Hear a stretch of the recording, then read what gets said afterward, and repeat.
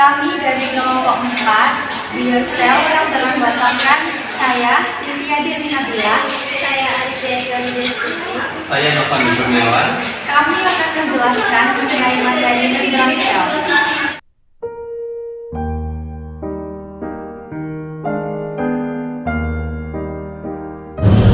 Dalam video ini kita akan membahas struktur membran sel. Ketika para ilmuwan melihat pada membran sel yang selektif, permeabel, mereka menggambarkan strukturnya sebagai mozaik cair. Kalian mungkin tahu bahwa mozaik adalah gambar yang terdiri dari ubin-ubin kecil seperti mozaik membran sel, yang terdiri dari bagian-bagian yang berbeda, serta membran sel memiliki dua lapisan fosfolipid disebut sebagai lapisan ganda. Lipid lapisan ganda, lipid tidak kaku, fosfolipid di dalamnya, memiliki kemampuan untuk bergerak dalam gerakan seperti gelombang yang fleksibel.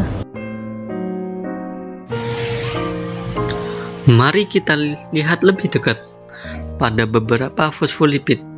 Bagian kepalanya yang bulat bersifat hidrofilik, yang artinya tertarik pada air.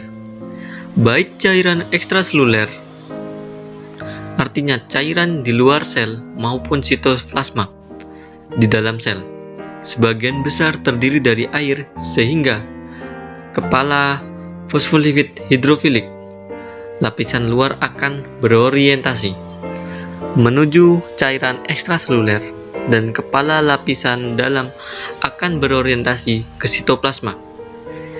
Ekor fosfolipid bersifat hidrofobik, yang artinya daerah yang berair, yaitu menolak air, sehingga berorientasi satu sama lain ke arah yang sejauh mungkin dari kandungan air yang juga tersebar. Protein tertanam dalam fosfolipid, beberapa dengan karbohidrat yang melekat, sehingga dalam model mozaik cair, membran sel terdiri dari bagian-bagian yang berbeda, dan bagian-bagian ini membentuk batas fleksibel di sekeliling sel. Tetapi bagaimana sebagian besar zat masuk atau keluar dari sel? Beberapa molekul masuk melalui ruang kecil di antara fosfolipid yang membentuk sebagian besar membran sel semi-permeabel. Namun molekul lain terlalu besar untuk masuk melalui membran sel dengan cara ini. Jadi bagaimana molekul yang lebih besar ini bisa melewati membran sel sehingga molekul dapat bergerak? Protein yang tertanam dalam membran sel, baik dari area ekstraseluler ke dalam sel atau dari area intraseluler keluar, zat-zat ini akan bergerak melalui terowongan yang terbuat dari protein-protein ini.